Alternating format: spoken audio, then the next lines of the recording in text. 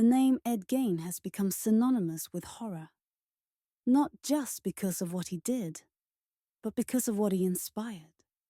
His crimes, discovered in 1957, shocked America to its core and forever changed how we think about evil. Gein's story is one of isolation, madness, and obsession. The quiet farmer whose home hid the remains of nightmares. But to understand how an unassuming man from rural Wisconsin became one of history's most notorious killers, we have to start where all monsters are made, in childhood. Early life, the seeds of obsession. Edward Theodore Gein was born on August 27, 1906, in La Crosse, Wisconsin. He was the second son of George and Augusta Gein, a couple whose marriage was built on resentment and domination. George was an alcoholic, violent and unreliable, drifting between failed jobs. Augusta, on the other hand, was a strict, fanatically religious woman who viewed the world as sinful and corrupt. She believed most people, especially women, were instruments of the devil. From the moment Ed was born, Augusta controlled every aspect of his life. She isolated her two sons, Henry and Ed, from the outside world, forbidding them from making friends or socializing. Their home was filled with Bible readings, sermons about damnation, and lectures about the evils of women and sex. To Augusta, purity was sacred, and her word was law. The Gein family moved to a small farmhouse in Plainfield, Wisconsin, a desolate stretch of farmland surrounded by marshes and woods. There, the isolation deepened. Ed attended a local school, but his classmates remembered him as shy, effeminate, and strange. He laughed at inappropriate times and was often the target of teasing. Despite his odd behavior, his grades were good, especially in reading and science. Still, his mother's influence dominated everything. Each day after school, he was forced to return home immediately to help with chores and Bible lessons. Augusta's teachings left no room for love or independence. She told her sons that women were unclean, that desire was sinful, and that they were destined to live righteous, solitary lives. Her words became Ed's world, and her voice, the one that would echo in his mind long after she was gone. Death and isolation. As Ed grew older, his dependence on his mother only intensified. His father George died in 1940 after years of alcoholism, leaving Ed and his older brother Henry alone with Augusta. Henry, more rebellious, began to criticize their mother's control and often mocked Ed for his blind devotion to her. In 1944, tragedy struck. A brush fire broke out near their property. Henry and Ed went to fight it together, but only Ed returned alive. When police arrived, they found Henry's body lying face down.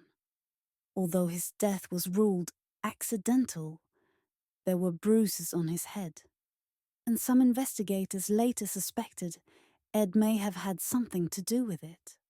Whether it was truly an accident or something darker, Henry's death meant that Ed was now completely alone with his mother. 2 years later, in 1945, Augusta suffered a debilitating stroke and died soon after. Her death shattered Ed's world, the woman who had been his only friend, his moral compass, and his God was gone. Neighbors noticed a drastic change in him. He became reclusive, withdrawn, and increasingly strange. He boarded up every room in the farmhouse that Augusta had used, leaving them untouched like a shrine. The rest of the house fell into squalor. Ed lived in 2 small rooms, the kitchen and a tiny back bedroom, surrounded by filth, rotting food, and clutter. With no one left to control him, His loneliness and delusions began to consume him. The descent into madness. In the years after his mother's death, Ed Gein's behavior grew increasingly bizarre. He began reading pulp magazines about death, cannibalism, and Nazi medical experiments. He became fascinated by anatomy and the idea of transformation, particularly by stories about sex changes and body preservation. At night, Ed wandered the graveyards of Plainfield with a flashlight and shovel.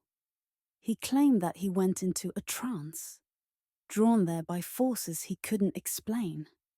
What he did was beyond comprehension. He dug up the corpses of recently buried women who reminded him of his mother, and brought their bodies home. He later told police that he wanted to bring her back, to rebuild her from the pieces of others. He skinned corpses, crafted masks, and made clothing from human flesh.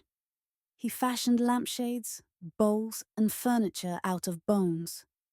In his delusion, Ed believed he could become his mother, that by wearing her likeness, he could feel her presence again. For years, no one suspected a thing. To the townspeople, Ed was odd but harmless. A quiet handyman who kept to himself and helped neighbors when asked. He worked occasional jobs, babysat children, and was even trusted by families in the community. No one could imagine the horrors hidden behind the locked doors of his farmhouse. The murders. By 1954, Ed's fascination with death was no longer satisfied by grave robbing. His need to possess women, to control them as his mother once controlled him, escalated into murder. On December 8, 1954, a local tavern owner named Mary Hogan vanished without a trace. Her bar was found empty, with only a pool of blood and a spent bullet casing left behind. Police searched for months, but found nothing. Ed occasionally made chilling jokes, saying things like, "She's not missing. She's at the house right now." But no one took him seriously. 3 years later, on November 16th, 1957, Plainfield hardware store owner Bernice Warden also disappeared. Her son, Frank Warden, a deputy sheriff, discovered blood on the floor and a receipt for antifreeze. The last sale she made that morning. The name on the receipt was Ed Gein. Police went to Ed's farmhouse that evening. What they found inside defied imagination. The House of Horrors. When investigators entered Ed Gein's home, they stepped into a nightmare made real. The stench of decay filled the air. Human bones and skulls were scattered around the house. Some turned into household items. Chairs upholstered with human skin. Bowls made from skull caps. Masks crafted from faces, preserved and mounted like trophies. In a shed outside, they found the body of Bernice Warden, decapitated and hanging upside down like a deer carcass, her torso split open. Nearby, they found remains belonging to several other women. Some were confirmed as bodies Ed had exhumed from local cemeteries. Others were never identified. The discovery horrified the nation. Reporters dubbed Gein the Butcher of Plainfield. His crimes blurred the line between murder and madness, between obsession and blasphemy. He wasn't a serial killer in the traditional sense.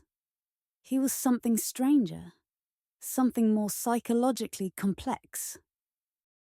The interrogation and confession. When arrested, Ed showed little emotion. He confessed in calm, detached detail, explaining how he robbed graves and crafted objects from human remains. He insisted that most of his creations came from the dead, not the living. He admitted to killing Mary Hogan and Bernice Warden, though his motives were confused. A mix of sexual desire, grief, and delusion. Psychiatrists who evaluated him diagnosed severe mental illness, describing him as schizophrenic with necrophilic tendencies. They noted his inability to separate fantasy from reality. To Ed, the acts weren't evil. They were a way to bring comfort, to resurrect the only person who had ever loved him. The trial and aftermath. Ed Gein was declared unfit to stand trial and was committed to Central State Hospital for the criminally insane. It wasn't until 1968, more than a decade later, that doctors deemed him competent for trial. When it finally took place, he was found guilty of murder but legally insane.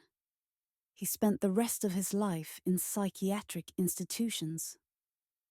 Ed Gein died in 1984 at the age of 77. Those who worked with him in the hospital described him as polite, quiet, and cooperative, as if the horrors of his past belonged to another person. Legacy of horror. The shockwaves of Ed Gein's crimes rippled far beyond Wisconsin. His story became the blueprint for some of the most iconic horror villains in cinema. Norman Bates in Psycho, Leatherface in the Texas Chainsaw Massacre, and Buffalo Bill in The Silence of the Lambs. Each drew from aspects of Gein's twisted psychology. The mother fixation, the skin wearing, the grotesque blending of sex and death. But behind the legend was a lonely, delusional man trapped in grief and obsession. His crimes were born not from evil genius, but from isolation, indoctrination, and the total collapse of his mind. The people of Plainfield never forgot. The farmhouse was eventually burned to the ground in 1958, some say intentionally, to erase the stain it left on the town. But the legacy of Ed Gein endures, not just as a tale of horror, but as a reminder of how mental illness and isolation can twist a person beyond recognition. Closing thoughts. Ed Gein's story is one of the darkest in American history, not because of the bloodshed alone, but because of what it reveals about human fragility.